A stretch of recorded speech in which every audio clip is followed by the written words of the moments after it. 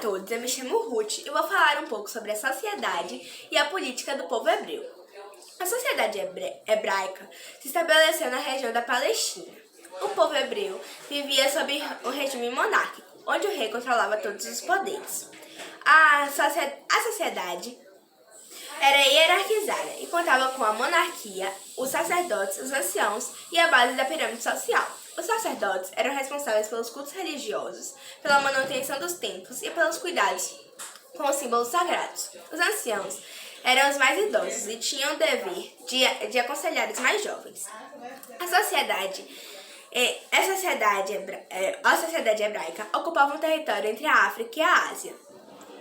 Por isso, eles desenvolveram uma boa atividade comercial na região.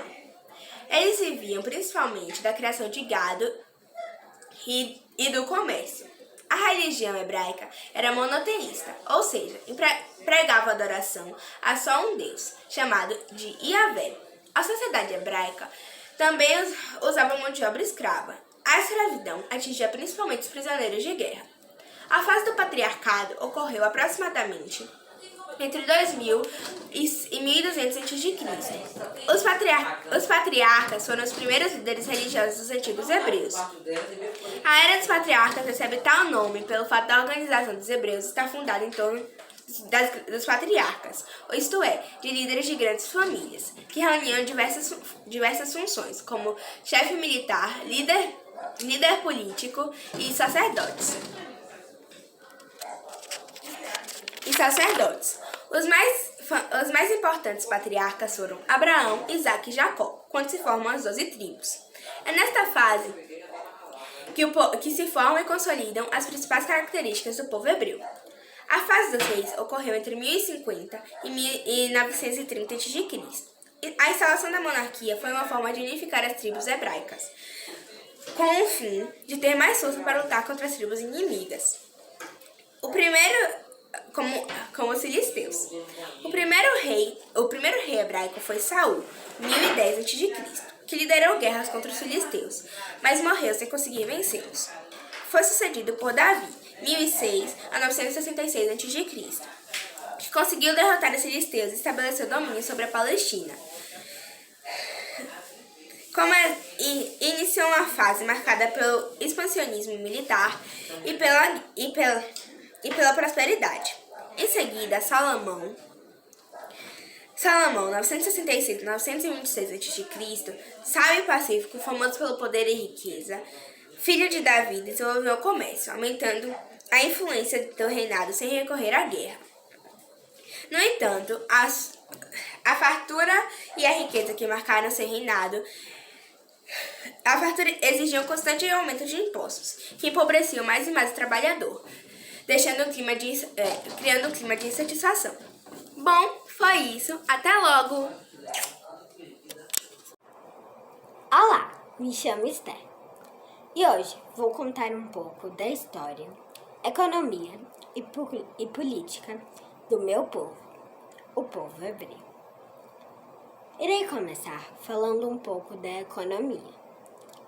Nosso povo ocupava a região denominada Palestina, próximo ao Rio Jordão, que era uma área bastante fértil e disputada, conhecida como Terra Prometida, a Terra de Canaã, ideal para a agricultura e a construção de povoados e cidades. Ela era considerada um dos mais importantes centros comerciais do mundo. Lá era praticada a agricultura, artesanato e o comércio em geral. Os hebreus também criavam gado, realizando a pecuária. Seu gado era grande e bom. Ele era abençoado por Deus, assim como seu povo. Você sabe o que é um shekel hebraico? É o nome da moeda utilizada pelos hebreus. Cada moeda hebraica valia 220 grãos para os hebreus. Ela era uma unidade de peso e de valor. Bem, agora Agora irei falar sobre juízes hebreus. Quando foram do Egito, onde eram escravos, felizmente, para a terra prometida, terra de Canaã ou Palestina, como a terra era muito disputada, como já foi dito, em épocas de guerra eram escolhidos juízes, que diziam-se abençoados por Deus. Eles lideravam o povo em épocas de guerra, é claro. Passadas as guerras, deixavam de atuar. Alguns deles são Otniel, Eude, Débora, Gideão, Sansão e Samuel, que escolheu um rei para o suceder em 1000 a.C., a pedido dos israelitas ou hebreus. Foi aí que houve a centralização do poder. Para encerrar, falaremos um pouco da política hebraica. Bem, eles se organizavam em grupos familiares, sob a liderança de patriarcas ou anciões. Os patriarcas eram figuras masculinas. Eles eram o maior poder na família. Além de grupos familiares e os juízes, é claro, eles lideravam, em geral, nos tempos de guerra, o povo. Os hebreus eram patriarcais, ou seja, eles viam a figura masculina como máxima autoridade. Já, como já foi dito, em 1000 a.C., quando se estabeleceu uma monarquia, um rei e uma rainha eram escolhidos por Deus para comandar o povo. Eu sou a rainha Esther, uma das rainhas, escolhidas por Deus. O primeiro rei foi Saul, e assim se sucede. Agora me despeço falando algumas curiosidades do meu povo para vocês. Bem, vamos à primeira curiosidade. É um top 4, eu não consegui a quinta curiosidade, então vamos ficar com o top 4. O povo hebreu foi o único povo monoteísta da antiguidade por muito tempo. Então, povo monoteísta é aquele povo que acredita em Jesus, em Deus. A palavra hebreu significa gente do outro lado do rio, isto é, do reino. 3. A saída dos hebreus do Egito à Palestina é denominada Êxodo. 4. Êxodo é um dos capítulos da Bíblia. Gente, eu aconselho vocês a lerem muito a Bíblia. Bem, até mais! O Império Persa foi de aproximadamente 550 anos antes de Cristo até 331 anos antes de Cristo, que foi o período que eles foram conquistados por Alexandre o Grande. A localização de onde os persas viviam é onde atualmente nós chamamos o Planalto do Irã. E os habitantes persas foram de 360.000 pessoas por causa dos povos já conquistados pelos persas. Política persa. A política persa era governada pelo imperador ou rei. Ele dominava e controlava tudo. O rei dizia para o povo que era obediente ao Deus da criação e por isso era rei. Então, era muito difícil as pessoas discordarem do rei, pois sabiam que iriam morrer. Para ficar no trono, tinha que ser o herdeiro do antigo rei. Então, o trono passava de pai para filho em determinada data. Para a expansão da Pérsia, O rei Ciro tinha uma estratégia política, que era conversar com os governantes das terras e dizia que ninguém seria escravizado nem muito, mas eles só teriam que pagar o imposto para o rei. O Império Persa fazia isso principalmente para evitar a guerra contra os seus inimigos. Economia persa. A economia persa. Os persas tinham a terra muito árida, seca, e então eles não tinham muito lugar para se plantar. Então eles tinham que comprar a comida. E para conseguir esse dinheiro, eles faziam artesanatos e vendiam no comércio para povos de fora e os próprios povos de dentro. Esse artesanato, os povos persas eram ótimos artesãos, e esses artesanatos eram feitos de tecido, vidro e argila. Um dos artesanatos mais conhecidos naquela época era o tapete persa, que era usado principalmente pela família real, ou rei. Os persas foram um dos principais povos da antiguidade.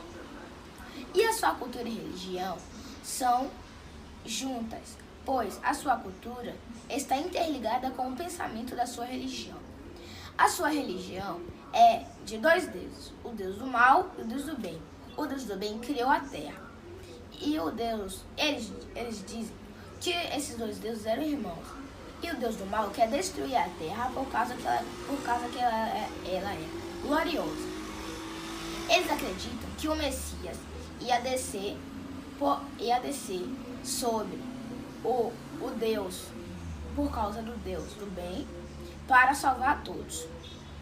Agora, vou falar algumas curiosidades sobre os persas. A primeira, os persas criaram várias estradas reais. Essas estradas reais eram usadas principalmente para o correio real. Esse correio real funcionava com os mensageiros a cavalo. Esses mensageiros a cavalo cavalgavam 25 quilômetros. Quando chegavam no quilômetro 25, tinha um lugar específico para eles descansarem e entregarem a carta para o outro mensageiro que está lá. E isso acontece em todas as vezes. Segunda curiosidade. Na antiguidade, os persas foram os primeiros povos a padronizar a moeda. A padronização da moeda foi no tempo do Império de Dário. E por isso, a moeda se chama dárico. E ele fez que essa moeda fosse usada em todo o reino. Fim.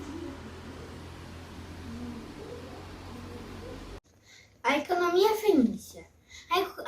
A principal atividade da economia dos fenícios era o comércio marítimo. Eles mantinham em segredo as rotas marítimas que descobriam. Alguns produtos vendidos eram armas de bronze e ferro, joias de ouro e de prata, estátuas e tinta púrpura. Os fenícios não desenvolveram grandes atividades agropecuárias, tendo em conta que a região que habitava era montanhosa e pouco extensa. Ampliaram as técnicas de tingimento de tecidos e desenvolveram o vidro transparente. Eles foram dos primeiros povos navegadores do mundo. Assim construíram barcos apelidados de galés. Esse modo foi copiado e aprimorado mais tarde pelos romanos e gregos. Curiosidade, top 5. Alguns estudiosos acreditam que fenícios estiveram no Brasil, deixando marcas tais como materiais com inscrições fenícias e semelhanças com a cultura indígena. Entretanto, não há provas da veridicidade dessa informação. O termo fenício vem do antigo grego e significa púrpura. Não há provas da verdade dessa teoria. Segundo, o termo fenício vem do antigo grego e significa púrpura. Não por acaso, um dos produtos fabricados na Fenícia é a tinta púrpura de Tiro. É um corante muito utilizado na antiguidade, de coloração avermelhada e intensa. Ela é extraída das conchas marinhas. Terceira, A Fenícia não formava uma unidade política unificada, assim como a Grécia Antiga. Estava organizada em pequenas cidades-estados independentes, com governos próprios. As mais importantes, Tiro, Sidon e Biblos. Quarto, cruzaram praticamente todo o Mediterrâneo, além de partes do Atlântico, com seus navios de carga. Dizem que chegaram até o litoral da atual Inglaterra. Quinto, os fenícios criaram um alfabeto com 22 letras, adotado por diversos povos do Mediterrâneo. Ele deu origem ao alfabeto romano, o ancestral da escrita que conhecemos hoje. Os fenícios foram a única civilização da Antiguidade Oriental a não atingir uma unidade política, pois eles não tiveram um governo que possuísse autoridade sobre toda a região da Fenícia. Desse modo, os fenícios organizavam-se em cidades independentes e estados anônimos. As cidades-estados fenícias localizavam-se no litoral. Dentre elas destacavam-se Biolos, Síndon e Tiro. A organização política dos fenícios era oligárquica, isto é exercida por uma minoria. Obrigado.